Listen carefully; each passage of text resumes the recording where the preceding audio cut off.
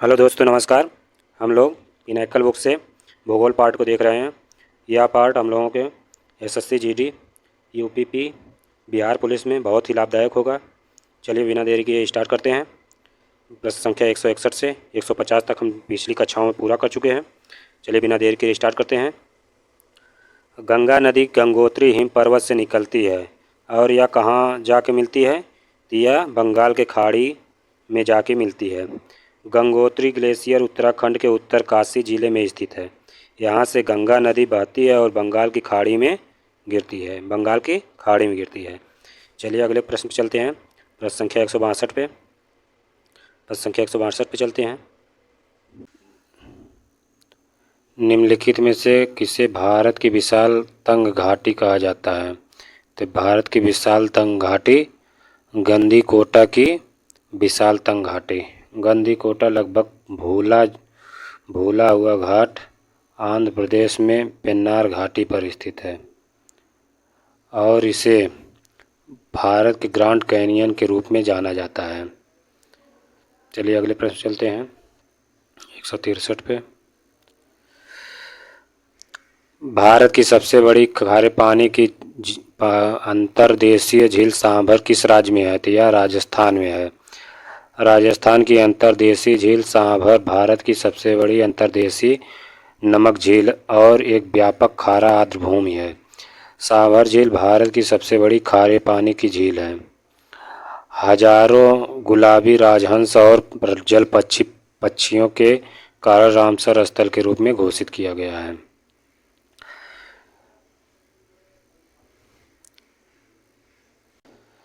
सस्तमकोटा झील किस राज्य में स्थित है? तो सस्तमकोटा झील केरल राज्य में स्थित है।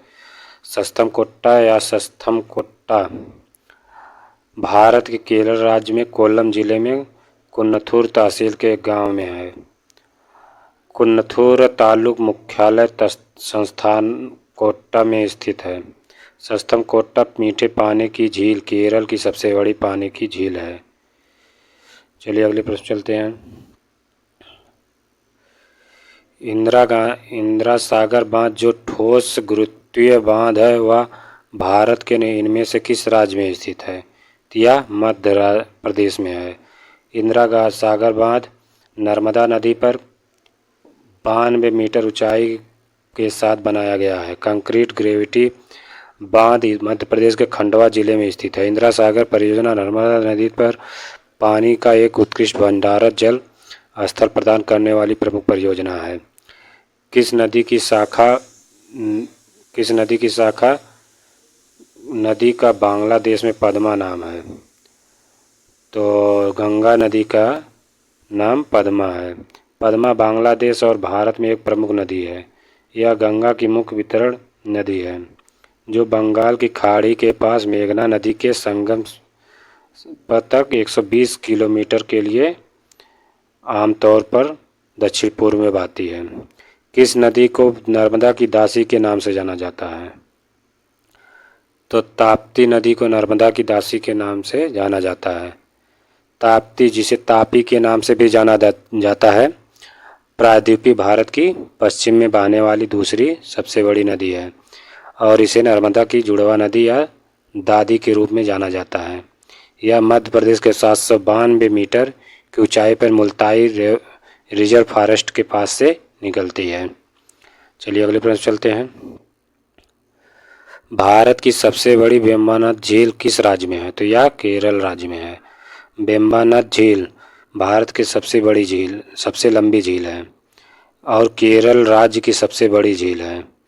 2114 किलोमीटर क्षेत्रफल वाला मैंग्रोव भारत में सबसे बड़ा रामसर स्थल है। केरल राज्य के कई जिलों में फैला हुआ है।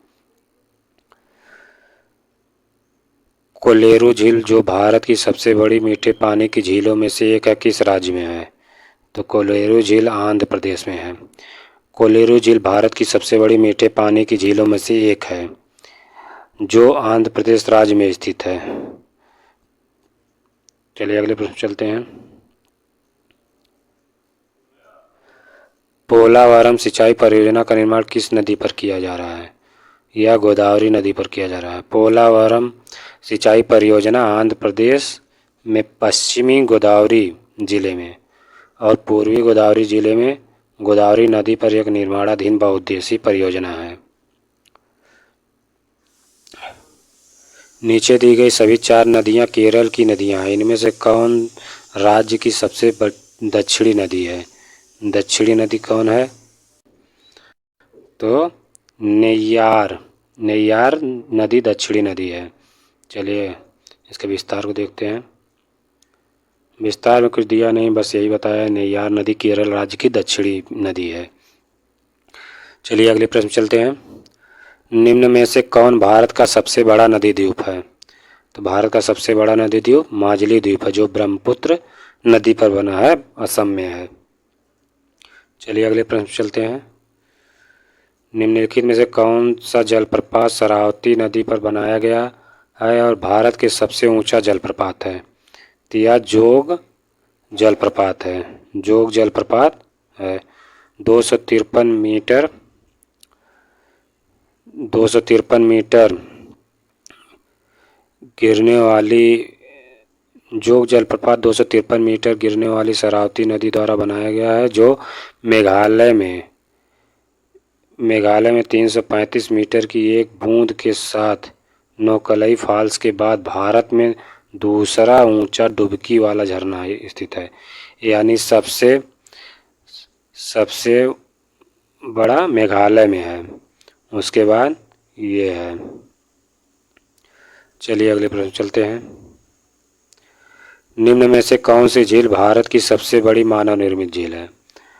तो गोविंद बल्लभ पंत सागर सबसे बड़ी मानव निर्मित झील है। उत्तर प्रदेश के सोनभद्र जिले में स्थित गोविंद बल्लभ पंत सागर भारत की सबसे बड़ी मानव निर्मित झील है। झील का निर्माण निहर रिहंद बांध पर कराया गया है। चलिए अगले प्रश्न चलते हैं। निम्नलिखित में से कौन सा भारत का तैरता हुआ राष्ट्रीय उद्यान है? तो केबुल लामजाओ तैरता हुआ राष्ट्रीय उद्यान है, जो मणिपुर राज्य में है। यह 40 किलोमीटर क्षेत्र में है। दुनिया का एकमात्र तैरता हुआ पार्क है। चलिए अगले प्रश्न चलते हैं।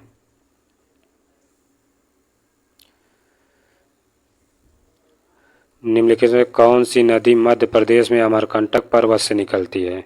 तो नर्मदा नदी अमरकंटक पर्वत से निकलती है। नर्मदा नदी मैकाल रेंज के अमरकंटक पहाड़ी से निकलती है। इस श्रेणी से निकलने वाली अन्य नदियाँ सोन नदी गंगा की दक्षिणी सहायक नदियों में सबसे बड़ी नदी है।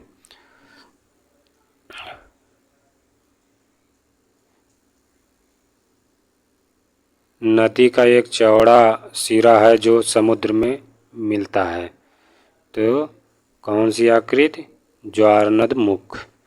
नदी के जल निकासी में अंततः एक नदी समुद्र में से मिलती है और जिस स्थान पर वह मिलती है उसे मुहाना कहा जाता है। आखिरी मिट्टी नदी के मुहाने पर जमा हो जाती है। चौड़े मुंह को मुहाना कहा जाता है। कुछ मुहाने अपने क्षेत्र में विशाल हैं। अमेजन का मुहाना 333 किलोमीटर चौड़ा है। चलिए अगले प्रश्न चलते हैं। अष्टमुदी झील निम्नलिखित में से किस राज्य में स्थित है? तो अष्टमुदी केरल राज्य में है। अष्टमुदी झील भारत के केरल राज्य के कोल्लम जिले में है। यह राज्य में सबसे अधिक देखे जाने वाला बैक वाटर और झील है। चलिए अगले प्रश्न पर चलते हैं। रावी नदी का वैदिक नाम क्या है? रावी नदी का वैदिक नाम परुश्री है। ऋग्वैदिक नाम आधुनिक नाम। सिंधु नदी सिंधु, वितस्ता झेलम, अस्किनी चिनाब, परुश्री रावी। चलिए अगले प्रश्न चलते हैं।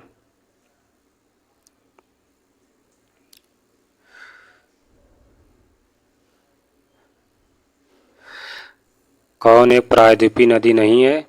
तो अलकनंदा एक प्रायद्वीपीय नदी नहीं है। प्रायद्वीपीय नदियाँ मौसमी नदियाँ हैं क्योंकि उनका प्रवाह मुख्य रूप से वर्षा पर निर्भर करता है। अधिकांश प्रायद्वीपीय नदियाँ पश्चिमी घाट से निकलती हैं और पूर्व की ओर बहती हैं और बंगाल की खाड़ी में गिरती हैं। हालांकि अलकनंदा उत्तराखंड राज्य में एक हिमालयी नदी है। चलिए अगले प्रश्न चलते हैं। हीराकुंड बांध का निर्माण किस नदी पर किया गया? हीराकुंड बांध का निर्माण महानदी पर किया गया है। हीराकुंड बांध उड़ीसा राज्य के संबलपुर से लगभग 15 किलोमीटर दूर महानदी पर बनाया गया है। इसमें हीराकुंड जलाशय नाम का एक जलाशय है जो 55 किलोमीटर लंबा है। यह भारत की आज़ादी के बाद शुरू की गई पहली प्रमुख बहुउद्देशीय नदी घाटी परियोजनाओं में से एक है। वैसे आज़ादी के बाद दामोदर नदी घाटी परियोजना सबसे पहली है। कौन सी नदी महाबलेश्वर से निकलती है? तो कृष्णा नदी महाबलेश्वर से निकलती है। कृष्णा नदी महाराष्ट्र के महाबलेश्वर के पास पश्चिमी घाट से लगभग 1300 मीटर की ऊंचाई पर निकलती है। चलिए अगले प्रश्न चलते हैं। निम्नलिखित में से कौन सी नदी गंगा नदी तंत्र का एक हिस्सा नहीं है? तो धनसिरी गंगा नदी का सहायक नदी नहीं है। धनसिरी असम के गोलाघाट जिले और नागालैंड के दीमापुर जिले की मुख्य नदी है। यह नागालैंड के लाइसांग शिखर से निकलती है और दक्षिणी तट पर ब्रह्मपुत्र में शामिल होती है। निम्न में से कौन कावेरी नदी की एक सहायक नदी नहीं है? तो कौन कावेरी की एक सहायक नदी नहीं है? चलिए देखते हैं। कावेरी बेसिन में सिमसा, हेमावती, अर्कावती, होनुलुलु, होनुहोल, लक्ष्मण तीर्थ, काबिनी, भवानी, लोकपावनी, नोयाल, अमरावती नदी सहित कई सहायक नदियाँ लगभग 72,000 किलोमीटर का क्षेत्र है, किलोमीटर प्रति वर्ग स्क्वायर। इसलिए वैगई कावेरी नदी की सहायक नदी नहीं है। वैगई कावेरी नदी की सहायक नदी नहीं है। चलिए अगले प्रश्न चलते हैं। सलाल परियोजना निर्माण किस नदी पर किया गया है? तो सलाल चेनाब नदी पर किया गया है। सलाल बांध, जिसे Salal hydro electric power station के रूप में भी जाना जाता है, भारत के जम्मू और कश्मीर के रियासी जिले में चेनाब नदी पर एक बिजली परियोजना है। निम्नलिखित में से कौन सी पश्चिम की ओर बहने वाली नदी है? पश्चिम की ओर बहने वाली नदी साबरमती है। साबरमती नदी पश्चिमी भारत की प्रमुख नदियों में से एक है। यह राजस्थान में अरावली पहाड़ियों के ढेबर झील से निकलती है। नदी कुछ शुरुआती किलोमीटर के अलावा गुजरात राज्य में होकर पूरी तरह से यात्रा करती है। कौन सी नदी गंगा के बाएं किनारे की एक सहायक नदी है? तो गंडक नदी बाएं किनारे की एक सहायक नदी है। गंडक नदी नेपाल की प्रमुख नदियों में से एक है और भारत में गंगा की एक बाएं किनारे की सहायक नदी है।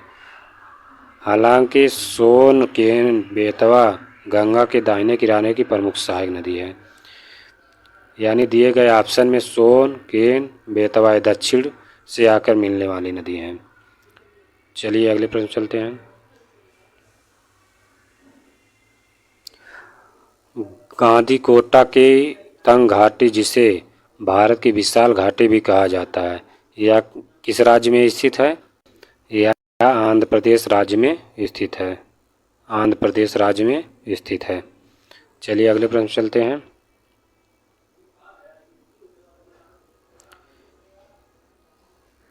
छत्तीसगढ़ के जलप्रपात को भारत के नियाग्रा जलप्रपात से भी कहा जाता है। तो चित्रकूट जलप्रपात भारत के बस्तर के छत्तीसगढ़ में स्थित एक प्राकृतिक जलप्रपात है। इन्हें भारत का मिनी नियाग्रा जलप्रपात भी कहा जाता है। हिमाचल प्रदेश में ब्यास नदी पर स्थित महाराणा प्रताप सागर जलाशय, जो किस नाम से जाना जाता है? तिया पोंग बांध के नाम से भी जाना जाता है। चलिए इसके विस्तार को देखते हैं। महाराणा प्रताप सागर जलाशय, जिसे पोंग जलाशय के रूप में भी जाना जाता है, 1975 में हिमाचल प्रदेश के कांगड़ा जिले में ब्यास नदी पर भारत में सबसे ऊंची मिट्टी के बांध का निर्माण करके बनाया गया था। चलिए अगले प्रश्न चलते हैं। निम्न में से कौन सिंधु की एक सहायक नदी नहीं है? तो लोहित, सिंध की एक सहायक नदी नहीं है। लोहित नदी या जायु नदी भारत और चीन की एक नदी है। यह ब्रह्मपुत्र नदी की सहायक नदी है। नदी तिब्बत स्वायत्त क्षेत्र में कांगरी गारपो रेंज से उगती है यानी निकलती है, जहाँ इसे जायु नदी के नाम से जाना जाता है। इसके अलावा यह भारत में अरुणाचल प्रदेश में प्रवेश करती है और असम के मैदानी इलाके में प्रवेश करने से पहले 200 किलोमीटर तक बहती है, जहाँ इसे लोहित नदी के नाम से जाना जाता है। सिंधु नदी की सबसे लंबी सहायक नदी कौन सी है? तो इसका सतलज। सतलज सिंधु नदी की सबसे लंबी सहायक नदी है। सबसे लंबी सहायक नदी सतलज है।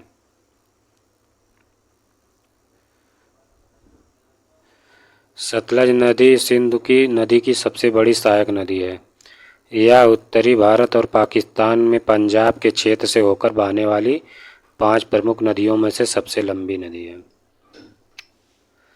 यह सिंधु नदी की सबसे पूर्वी और सबसे लंबी सहायक नदी है। नदी का स्रोत तिब्बत में कैलाश पर्वत के पास राक्षसताल, यहाँ राक्षसताल लिखा है, राक्षसताल झील से है। सूरजकुंड झील निम्नलिखित राज्यों में से किस राज्य में स्थित है? तो यह हरियाणा राज्य में स्थित है। सूरजकुंड हरियाणा राज्य के फरीदाबाद शहर में अरावली रेंज के दक्षिणी जिले दिल्ली रिज पर स्थित 10वीं शताब्दी का एक प्राचीन जलाशय है। चलिए अगले प्रश्न चलते हैं। कौन सी नदी अरब सागर में मिल जाती है? सिंधु नदी अरब सागर में गिरती है। ब्रह्मपुत्र, गोदावरी, कृष्णा ये बंगाल की खाड़ी की नदियां हैं। चलिए अगले प्रश्न चलते हैं। निम्नलिखित में से कौन सी नदी पूर्व दिशा में बहने वाली नदी नहीं है? तो माही नदी पूर्व दिशा और की तरफ नहीं बहती है, यह पश्चिम दिशा की ओर बहती है और कच्छ के खाड़ी में गिरती है यानी गुजरात के तट पर। चलिए अगले प्रश्न चलते हैं। नागार्जुन सागर बांध निम्नलिखित में से किस नदी पर स्थित है?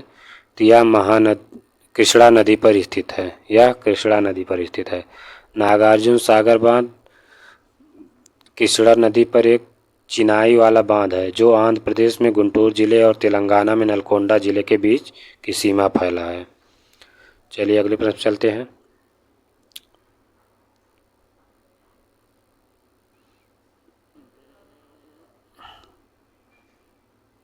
निम्नलिखित में से किस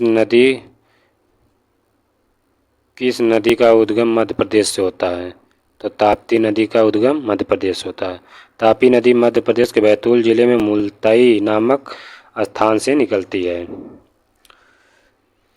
धनश्री निम्न में से किस नदी की एक सहायक नदी है? तो धनश्री ब्रह्मपुत्र की सहायक नदी है। धनश्री ब्रह्मपुत्र की बाईं ओर की ओर से सहायक नदी है।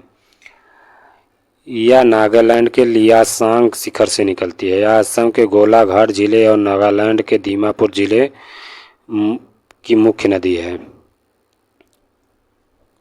निम्न में से कौन सी नदी मध्य प्रदेश के में अमरकंटक पहाड़ी से निकलती है? तो नर्मदा नदी अमरकंटक पहाड़ी से निकलती है। नर्मदा नदी जिसे रीवा भी कहा जाता है मध्य भारत की एक नदी है। इसके विशाल योगदान के लिए इसे गुजरात और मध्य प्रदेश की जीवन रेखा के रूप में भी जाना जाता है। निम्नलिखित में से कौन भारत की सबसे बड़ी प्रायद्वीपीय नदी है? तो गोदावरी नदी भारत की सबसे बड़ी प्रायद्वीपीय नदी है। इसे दक्षिण गंगा के नाम से भी जाना जाता है। चलिए अगले प्रश्न चलते हैं। कौन सी नदी समुद्र में नहीं मिलती? तो लूनी नदी समुद्र में नहीं मिलती है। लूनी नदी राजस्थान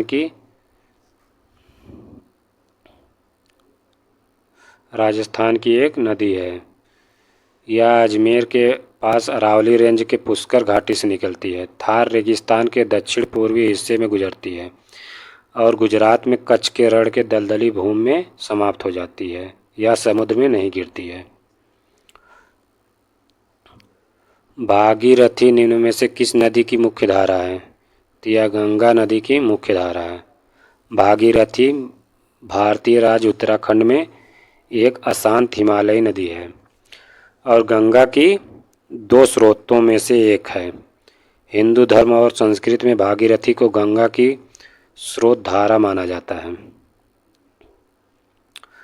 घाघरा और सोन किस नदी की सहायक नदियां हैं? तो घाघरा और सोन गंगा नदी की सहायक नदियां हैं।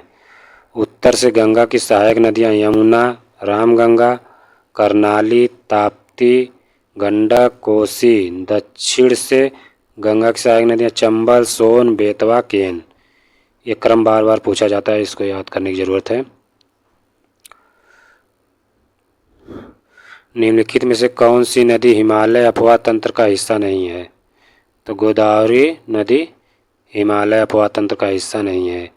गोदावरी सबसे बड़ी प्रायद्वीपीय नदी प्रणाली है, जिसके कारण इसे दक्षिण गंगा के नाम से जाना जाता है।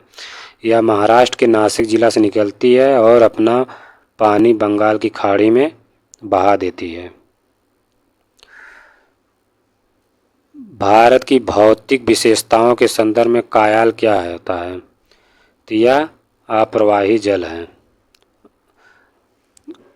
अप्रवाही जल बैक वाटर नदी का वह भाग जिसमें जल धाराएं कम या बिल्कुल नहीं होती हैं। यह एक मुख्य नदी की एक शाखा को संदर्भित कर सकता है जो इसके साथ स्थित है और फिर इसमें शामिल हो जाती है। ज्वार द्वारा समर्थित या बांध जैसे अवरोध द्वारा समर्थित है। चलिए अगले प्रश्न चलते हैं। सुसु डॉल्फिन किस नदी के जल में पाई जाती है? तो यह गंगा नदी में पाई जाती है।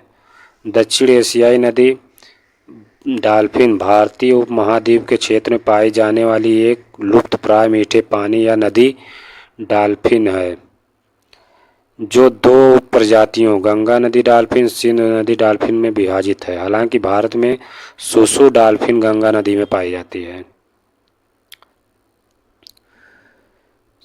त्र्यंबकेश्वर निम्न में से किस नदी का स्रोत है? तो यह गोदावरी नदी का स्रोत है। त्र्यंबकेश्वर शहर गोदावरी नदी की स्रोत पर स्थित एक प्राचीन हिंदू तीर्थ स्थल है, जो प्रायद्वीपीय भारत की सबसे लंबी नदी है, जो ब्रह्मगिरी पहाड़ियों से निकलती है और राजमुंदरी के पास समुद्र में मिलती है। 208 नंबर। निम्नलिखित में से कौन सी नदी बंगाल की खाड़ी में जा मिलती है? तो कृष्णा नदी बंगाल की खाड़ी में गिरती है। कृष्णा नदी का स्रोत महाराष्ट्र के सतारा जिले के जोर गांव के पास महाबलेश्वर में है।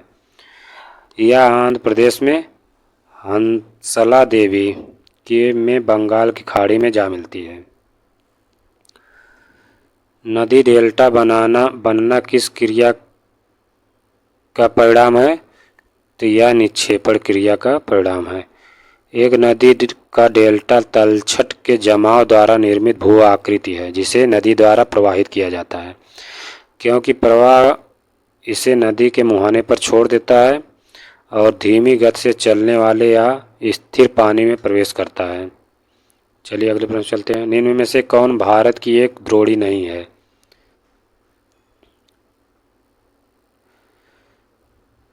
लूनी द्रोणी भारत की एक द्रोणी नहीं है। लूनी राजस्थान की एक नदी है। यह अजमेर के पास अरावली रेंज की पुष्कर घाटी में निकलती है। थार रेगिस्तान के दक्षिण पूर्वी हिस्से में गुजरती है और गुजरात में कच्छ केरल के दलदली भूमि में समाप्त हो जाती है, इसलिए यह भारत में एक प्रमुख नदी घाटी नहीं है। कौन सी नदी समुद्र में जा मिलती है? तो बनास नदी समुद्र में नहीं मिलती है। बनास नदी समुद्र में नहीं मिलती है। बनास नदी समुद्र में नहीं मिलती है। चलिए अगले प्रश्न चलते हैं। निम्नलिखित में से कौन सी भू आकृति नदियों की युवावस्था को नहीं दर्शाती? तो डेल्टा युवावस्था को नहीं दर्शाती है। ऊपरी पाठ्यक्रम अपर कोर्स यौवन का चरण खराब एकीकरण के साथ धाराएं कम हैं। जैसे जैसे नदी उच्च वेग से नीचे की ओर बहती है, ऊर्ध्वाधर कटाव या नीचे की ओर कटाव अधिक होता है, जिसके परिणाम स्वरूप वी आकार की घाटियां बन जाती हैं। झरने, रैपिड्स और घाटियां मौजूद हैं जहां स्थानीय कठोर चट्टानें उजागर होती हैं। इसलिए डेल्टा नदियों के युवा चरण का चित्रण नहीं करता है। डेल्टा का निर्माण तब होता है जब कोई नदी पानी के एक खड़े या कम ऊर्जा वाले शरीर में प्रवेश करती है। एक झील, लैगून, समुद्र ज्वारी धाराओं की कमी के कारण वेग आंशिक रूप से गिरता है, लेकिन यह भी एक नदी के मुहाने पर उथले ढाल के कारण होता है। सबसे बड़ा आबाद नदी द्वीप किस नदी पर स्थित है? यह ब्रह्मपुत्र नदी पर स्थित है।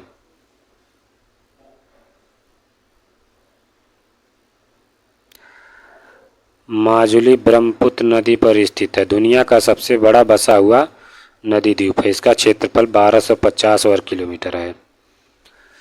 कौन सा शहर गंगा नदी पर स्थित नहीं है? तो जयपुर शहर गंगा नदी पर स्थित नहीं है। गंगा नदी के किनारे बसे शहर इस प्रकार हैं: ऋषिकेश, हरिद्वार, फर्रुखाबाद, कानपुर, इलाहाबाद, मिर्ज़ापुर, वाराणसी, गाजीपुर, बक्सर, बलिया, पटना, हाजीपुर, मुंगेर, भागलपुर आदि। जयपुर राजस्थान में है और गंगा नदी राजस्थान में नहीं होकर बहती। सोन नदी, जो गंगा की सबसे बड़ी दक्षिणी सहायक नदियों में से एक है, किस राज्य से निकलती है? यह मध्य प्रदेश राज्य से निकलती है। सोन नदी गंगा की सबसे बड़ी दक्षिणी सहायक नदियों में नदी है, जो मध्य प्रदेश में अमरकंटक के पास से निकलती है।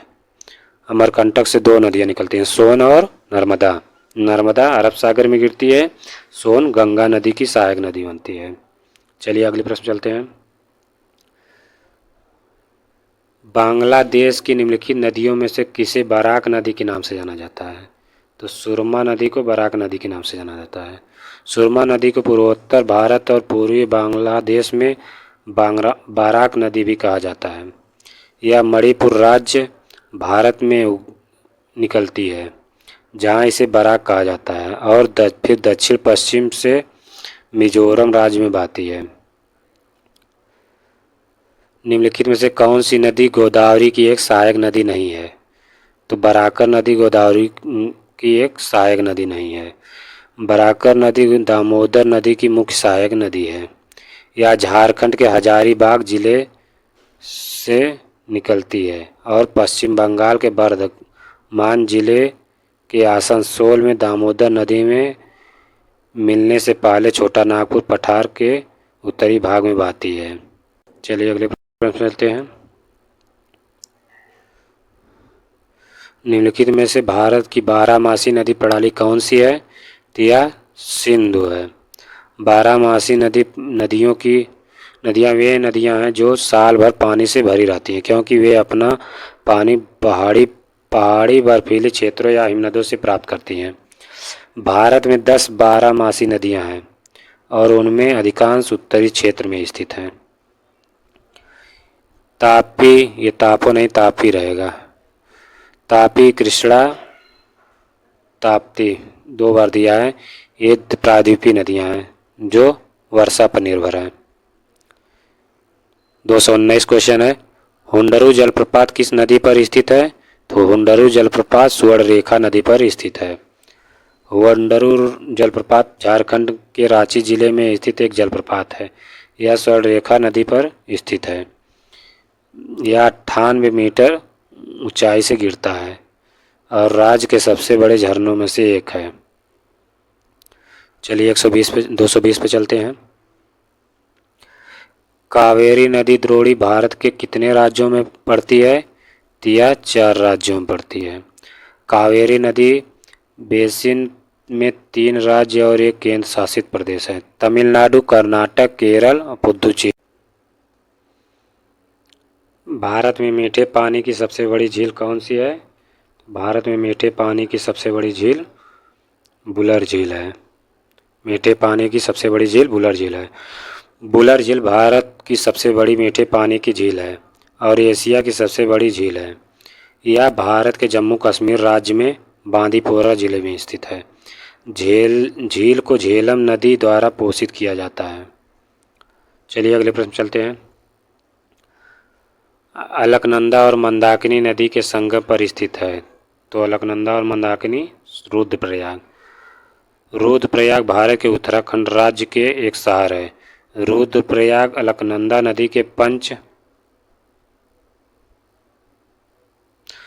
प्रयाग में से एक है और अलकनंदा और मंदाकिनी नदियों के संगम का बिंदु है। तुंगभद्रा नदी का प्राचीन नाम क्या है? तो तुंगभद्रा नदी का प्राचीन नाम पंपा है। महाकाव्य रामायण में तुंगभद्रा नदी को पंपा नाम से जाना जाता है। यह कर्नाटक आंध्र प्रदेश राज्य से होकर बहती है और अंततः तेलंगाना के महबूब नगर जिले में कृष्णा नदी में मिल जाती है। चलिए अगले प्रश्न चलते हैं। भूपेन हजारिका सेतु, जिसे ढोला सदिया ब्रिज भी कहा जाता है, जो असम और किसको जोड़ता है? तो अरुणाचल प्रदेश को जोड़ता है। ढोला सदिया ब्रिज, जिसे भूपेन हजारिका सेतु भी कहा जाता है, यह देखिए बहुत इंपॉर्टेंट है, बार बार परीक्षा में पूछा जाता है। भारत में एक बीम ब्रिज है जो असम और अरुणाचल प्रदेश के पूर्वोत्तर राज्यों को जोड़ता है। निम्नलिखित में से कौन सी नदी दक्षिण गंगा के नाम से प्रसिद्ध है? तो दक्षिण गंगा के नाम से गोदावरी नदी प्रसिद्ध है। इसके विस्तार भाग को पिछले देख चुके हैं। अगले चलते हैं। किस नदी की सहायक नदियों के नाम द्री, मुथुन, टेलोन, एमे, अही, इमरा, अवा हैं? तो यह दिबांग की सहायक नदियां हैं। चलिए अगले प्रश्न चलते हैं। सुरमा नदी, जिसे बराक नदी के नाम से जाना जाता है, कहाँ से निकलती है? तो यह मणिपुर से निकलती है। सुरमा नदी, जिसे बराक नदी के नाम से जाना जाता है, यह पूर्वोत्तर भारत और पूर्वी बांग्लादेश में नदी है। चलिए अगले प्रश्न चलते हैं। काबिनी नदी किसकी सहायक नदी है? काबिनी नदी कावेरी की सहायक नदी है। कावेरी नदी दक्षिण भारत में कावेरी नदी की एक सहायक नदी है। यह केरल राज्य के वायनाड जिले में पनामारम नदी मनंतवाड़ी नदी के संगम से निकलती है। यह कर्नाटक के तिरुमकुड़लू नसीरपुरा में कावेरी नदी में मिल जाती है। कौन अलकनंदा और मंदाकिनी का संगम है? तो अलकनंदा और मंदाकिनी का संगम रुद्रप्रयाग है। चलिए अगले प्रश्न चलते हैं। हीराकुंड बांध किस नदी पर बनाया गया है? हीराकुंड बांध महानदी पर बनाया गया है। ये देखिए क्वेश्चन रिपीट हो रहे हैं। चलिए अगले प्रश्न चलते हैं। ये 231 से हम लोग दोस्तों अगली क्लास में देखेंगे। जय हिंद दोस्तों।